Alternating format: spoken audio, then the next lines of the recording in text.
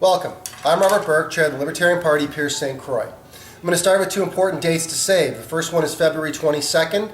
The Libertarian Party, Pierce St. Croix, will be hosting its second annual convention from 9 to 11:30 at the Orchard in Baldwin. Please save the date, and more details will follow shortly.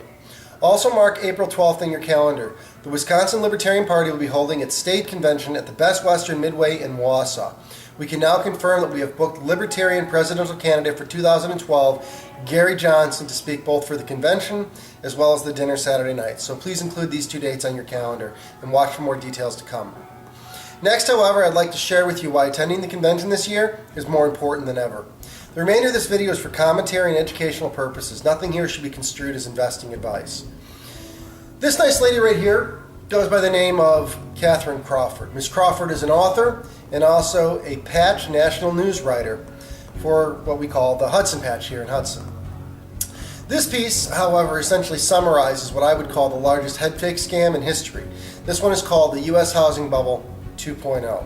And while I will show you clearly that the housing bubble is popping, Ms. Crawford's 5 predictions are meant to show you more of a unicorn and rainbow picture than the true picture of what's happening. Her first prediction is that home prices will continue to rise.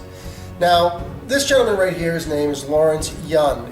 He is the chief economist for the National Association of Realtors. Please, let's all agree that this guy should have more credibility than Ms. Crawford. Mr. Yun said just last October of 2013 at a press conference, quote, "Affordability has fallen to a 5-year low as home price increases easily outpaced income growth." What this statement says is that the consumer is up to their eyeballs in mortgage debt. If there is one thing that can be proven over and over and over, it is that median household income has been dropping. Not sure how that would ever convert into higher prices for our homes.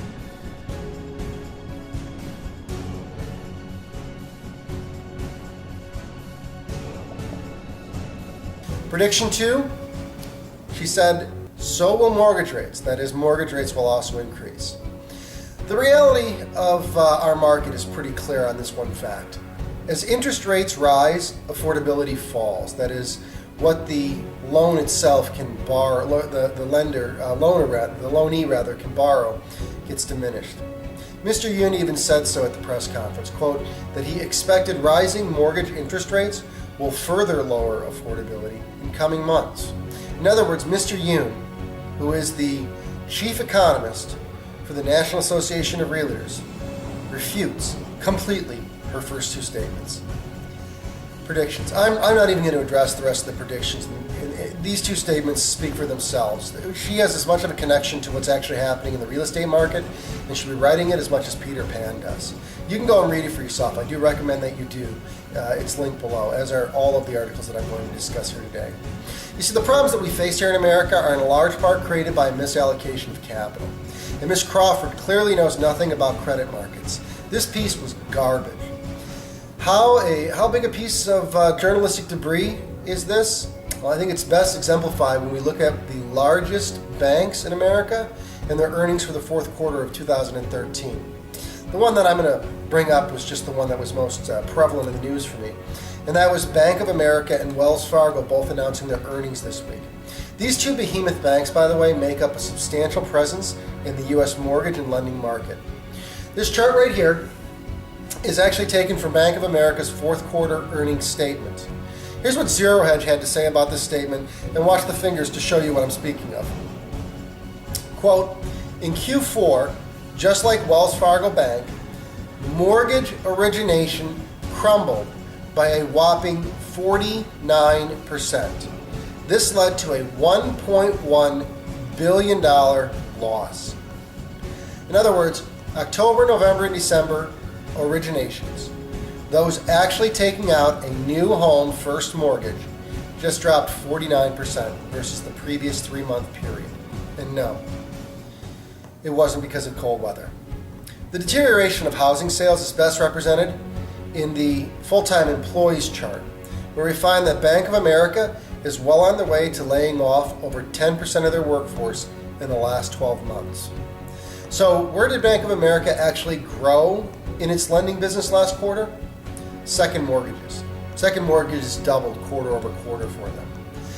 People are really starting to dig into their equity that they were told they had in times of stress such as now.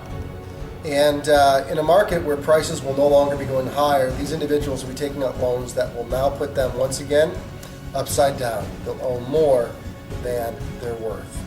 When this happened in 2008, people simply walked away from their home. There was no point in being $300,000 in debt on a house that was only worth $150,000 and you're unemployed.